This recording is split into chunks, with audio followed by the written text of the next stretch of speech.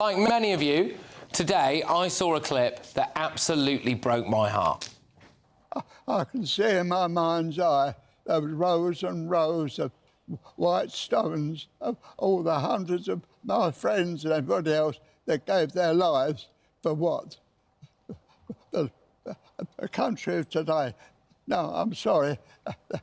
The sacrifice wasn't worth the result that it is now.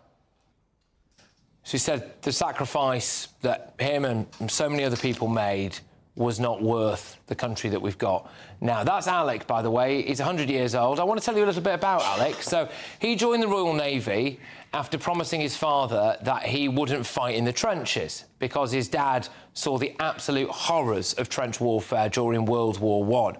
He took part in the Arctic convoys to Russia several times, by the way. He played a vital role during the D-Day landings. The man is an absolute hero, and I think let's just give him a round of applause.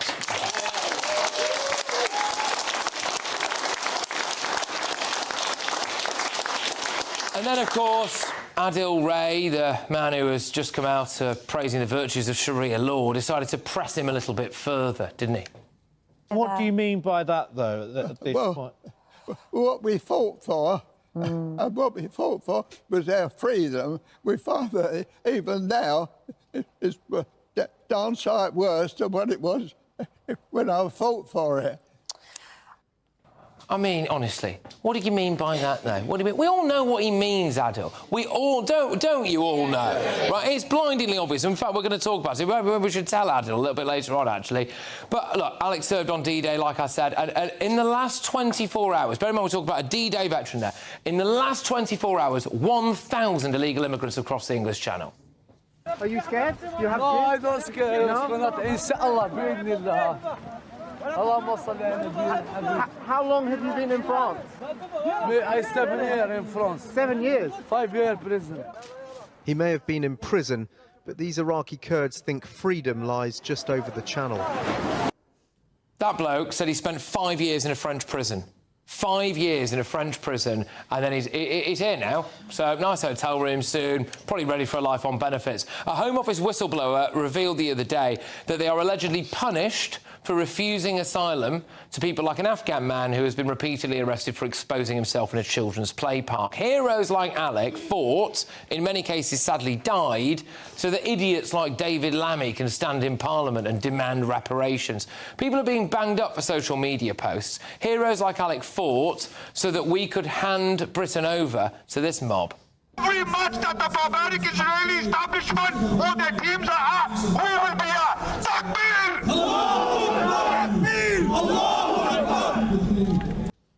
It honestly makes me sick. It makes me sick. Yeah. I want to say thank you, Alec. I want to say thank you for everything, and I want to say thank you to all the brave men and women who lost their lives to fight for Britain. And I want to tell you that I am so sorry that we let you down. Of my panel, and there's a lady on the front row, I think, who might like to make a little point. Is that all right if we could start with you? What would you like to say about this? Bearing in mind it's Remembrance Sunday this week,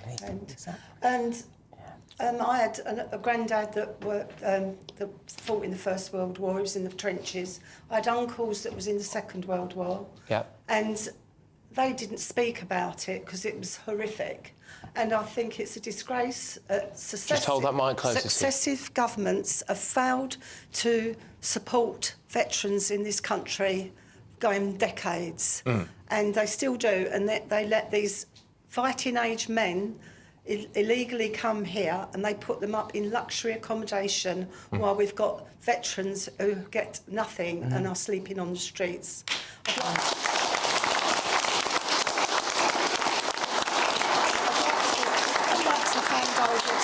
Oh, OK. Well, we will do. I'll come to you in a second, mate, if that's all right. Because look, we've got a veteran here who happens to be sitting on the front row as well. So I want to hear from you in a second, if that's OK. I'm just going to go to my panel first. Emily, when Adil Ray's going, what do you mean by that? What do you make of that? Well, I mean, the cynic in me thinks he was trying to go for a gotcha moment there. was trying to get the veteran to say something that he could then slap down, perhaps something about multiculturalism or something, I don't know. Maybe. But I was thinking about what he might mean. I mean, incompetent governments, people arrested for speech, reckless immigration policies, veterans living on the streets, not being given mental health support. We've got illegal immigrants in our military barracks, don't we, at the moment? Yeah. Growing sectarianism on our streets, as we've seen today, lack of national unity, lack of pride in our culture and our history, millions of people on out-of-work benefits. I mean, the list goes on of how many things are disappointing about this country. And some of the surveys recently about young people, half of Gen Z think this country is just a racist country. Only 11% say they would ever be willing to fight for this country. We're in a dire straits, really, if that's the truth. But I am still proud of my country, and I hope there are lots of young people who won't feel this way for too much longer, at least. We want to make it better, don't we? Chris, so what do you think that our friend Alec, that brave veteran there, meant, you know, when he said it wasn't worth fighting for? What do you think? Do you know, I watched that clip this afternoon and I cried. I was just sitting on my bed, you know, when it flashes up, and I cried because I think it's so tragic. Because if you just think about what he said before that, about the rows of white stones and the hundreds of my friends who gave their lives, imagine being that man, imagine seeing and thinking about all of the friends that had died, and it was for nothing. It's tragic. And what I think he meant was a lack of common culture, a lack of common pride. I think the fact that we have become a multicultural nation. There have been some advantages to that, without a doubt, but you need to have a common culture, a common purpose. You all need to be pulling in the same direction. And people like him who fought for this country because they were proud would now probably be called racist, far right, and also the pride that we used to have in this country. And I don't just mean the pride as in being able to wave a flag. I mean the pride of allowing the older person to get on the bus, making sure that there isn't litter on the street, being able to walk home late at night and do so because you feel that you're safe enough to do so. Having a bit of money at the end of the week so you can go and have a treat with your family. That's, I think, the kind of pride that he was talking about, and the kind of pride that we no longer have. And it absolutely breaks my heart to think that he was talking about friends of his that died, and he thinks it wasn't worth it. Yeah, absolutely. So on the front row, if you don't mind, so would you be okay to just tell us a little bit of where you served, what that involved? Well, I served in the armed forces, as you know. What I said earlier. But the thing that's really getting my goat at the moment, more than anything, and I think it's an absolute disgrace, is the fact that they're putting these immigrants into our ex-army camps where people's fathers and all that trained for the First World War, for the Second World War. They trained in them barracks, and now they're putting the migrants in. I think that's an absolute disgrace, and I think it's disrespectful to the people who served. Can I just ask you as well, sir, you know, because some of the charity groups as well, they like to say things like those barracks aren't fit to house some of the people who've just come across the channel, but they were obviously good enough to train and to house people who we thought were good enough to go out and send out to war and face the gunfire and face the horrors of trench warfare and all of that. I wonder how that makes you feel when you hear that those barracks aren't good enough. Well, they were good enough for us. Do you know what I mean? They weren't the best, but they were good enough for us, and it did the job. Look, thank you, by the way, for everything that you've done for your service and all of that. When you hear what that gentleman said there, the old boy, Alex, there, 100 years old he is, can you understand where he's coming from then? Yeah, I understand that. And I think it's just so sad seeing him like that. You know what I mean? How he was feeling, how that makes him feel. And the thousands, hundreds of thousands that were lost for our freedom and things like that, and then this country's now becoming that. Do you feel like it was worth it? Do you feel like what you did was... No, I'm ashamed to have served in the country. To be honest with you, that's how it makes me feel, the way it's going at the moment. Why? Because it's just... They're just letting anybody in that are just, I don't know, the paedophiles and all sorts into this country, and they're getting so much more than what the British people are getting for the people, and the British people are what that man's put their lives on the line for in the First, Second World Wars and things like that, and it's just a disgrace. Can I just say, don't feel foolish, don't regret it, because you did something amazing for us. Please don't. That's how the country at the moment is making. And I know, and I get it, but don't let it tie you down. Don't get wrapped up in it, because you did something amazing for us. You did something amazing.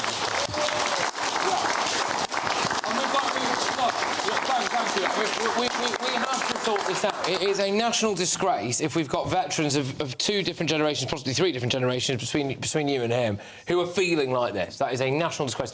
Chap with his hand up at the back. We'll try and get a microphone to you, but in the meantime, Linda, yes. So this is a kind of tale of two towns, and it's only just occurred to me. This morning I went over because I was helping a family member. Actually, it sounds a bit gruesome, but bury my mother's ashes. She died a year ago into my father's grave. Anyway, I was talking to the family member and he said on Sunday morning we are expecting a very big protest here because all of the airport hotels house the migrants. There's possibly 2,500 migrants in that area, and we're expecting a very big protest down the main road. Now, that is in stark contrast to the town where I live on the Thames, where I'm telling you there will not be a gap. We will be shoulder to shoulder through the whole of the town centre, as we are every year. When they play the bagpipes, we've got the Navy, the Army, the right down to the Air Sea Rescue, the Cub Scouts, the Girl Guides. And the saddest moment is when they read all the names from those who were left in the First World War and the Second World War, and you hear the same surname 4 times. That's when you know how a town suffers. But it's the comparison between two areas that I think he is talking about. And I don't want to name the family member, but he said we just don't know what to do. They get their money on a certain day every week from the government. They get a certain amount of money, and they're out in the town spending it, you know, as they would. But it's very difficult for us to deal with when there are just such huge numbers. It's really, really difficult. May I just say, I'm so proud of you. I went to a school where we lost many of our sixth form boys in the First World War, not the teachers, boys. And the Second World War, we always took people to the poppy fields of northern France as our school trip. And my mother's late partner, who died in COVID, was awarded the Légion d'honneur for his part in the D-Day landings because he helped build the smokescreen to get our guys ashore in safety. So I feel really, really strongly about this. And that guy, you know, on television, speaking like that, it is heartbreaking. Absolutely heartbreaking. Absolutely. It's also a reality check now. People need to wake up to this because that is a common view that guy had, and we need to do. There is a gentleman at the back. Now, I'm being told, sir, that you are also a veteran. Is that correct? Is it someone? Oh, someone. Oh, you're there. Sorry, hello. Patrick, how are you? You all right? Yeah, I'm all right, thank you. I'm just giving someone else your honour there, but there we go. Go on, sir. So what would you like to say about this? Thank you for I'm David from South Wales originally, ex-soldier, ex-Royal Engineer, to be precise. Well done, mate. Fought out in several different campaigns, first Gulf War and back to Iraq and on another tour. What I have noticed coming out, a lot of the soldiers aren't supported enough. As they're leaving to join Savvy Street. A lot of them are finding hard times. They end up on the streets. They can't cope with mental illness, alcohol, drug addictions, etc. And like the ladies at the front said there, you've got all these immigrants coming in, getting all the best welfare facilities, benefits, and our veterans are just left on the street. And then they're wondering, was it all worth it? You know, we've gone to war for this country, fought for other countries even around the world, and is it worth it? OK, hold on, mate. Thank you for just quickly, and I'm sorry, mate, I just wanted a quick note to the production. I think we're going to go over a bit here, so I'm sorry. But, go on, I was going to ask, sorry, do you mind? I was just going to ask this gentleman if you regretted serving at all, and then we'll go to him quickly. Go on. Would you regret it? Not at all, no. Right. No, didn't regret it. OK, fair enough. And so, sorry, sir, I'll finally come to you. I feel like, yes, go on. Go on. First one is, you said that your introduction there, is this the country that we want to defend and fight for? Maybe not. Do we want to fight for Britain? Yeah. Absolutely. Yeah. We must. Yeah. And that's what we're here for. Ladies and gentlemen here, I've come from West Wales. It's quite a difficult weekend for me, Remembrance Weekend. Right. I've lost a few friends. 24th of October 1990, look it up, Blancrana Road in Derry. Okay. Patsy Gillespie and members of the King's Regiment. A friend of mine in Iraq, Corporal Hamilton Jewell as well, lost him as well. However, I would do it again. I believe in freedom, democracy, and the right for you to question me, and the right for all of us to be here, and we can have different opinions and debate them respectfully. And that is what is worth fighting for. Yeah, good for you, mate. Just quickly, and then last comment. Well done. Sorry. I wasn't trying to rush over us. I'm trying to fit everyone in. Yes, go on quickly. That's all right. That's all right. Stand up. Sorry. Very quick question. Thank you, everyone in this room, for their service, for those that have served. But also, looking ahead to the future, when is the government going to modernise the current medical grounds for entry into the forces? I would love to serve for this country. Unfortunately, I'm barred from the medical grounds currently. However, I feel myself and many other people in this country would be very, very good advocates, and we would be able to fight. But unfortunately, the grounds currently do not allow me to do so.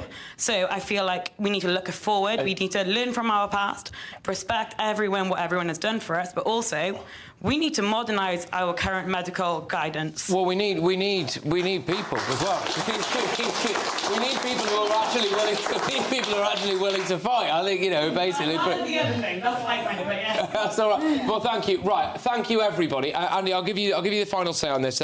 It's been a fantastic segment from the audience. Now, I really do appreciate everyone's comments. What would you like to say? I think extremely touching to hear those stories, and to be honest, I think I speak for the panel and the wider audience that we'd rather listen to you guys and your real stories than me pontificate and blag. I think I'll start with saying I think that veterans have been failed by successive governments, Labour and Tory, even the coalition government, for years and years and years. I think a lot of those veterans who do find themselves on the streets or on hard times have quite complex needs. And successive governments have designated those former barracks and those hotels as not being suitable for long-term accommodation and a long-term transition back into whatever a more normal life would look like. I think the solution there is not to necessarily kick off at the migrants in those hotels or those barracks, but make sure that we focus on creating positive long-term solutions for those veterans. OK, to be honest. Just to look ahead, though, I mean, we know what's going to happen when they say they're closing the hotels. They're all going to be moved into housing, right? So, again, it's, OK, one thing, maybe those hotels aren't suitable for long-term needs. Staying in the military barracks are going to end up fighting for this country? They're going to put their probably lives on the line for this country? Probably not. No, that's why we need to make sure. Well, we do need to make sure that we have suitable accommodation and suitable pathways to get them back into a more normal life. I feel like a little bit we're missing the point. I don't feel like that Alec was talking about sort of the needs of the military when they leave the military, as important as they were. I feel like he was talking about the country that he fought for that we've lost, and that we don't have that country anymore. On that note, a Home Office spokesperson has said, in regards to a whistleblower claiming that migrants are given asylum despite being accused of sexual offences, they've just given us this. We take all allegations very seriously. We're committed to addressing any concerns appropriately. However, we do not accept the characterisation of those concerns expressed. The integrity of the UK immigration system is paramount, and they have a robust system and safeguards in play as well. And there we go. Right. Okay.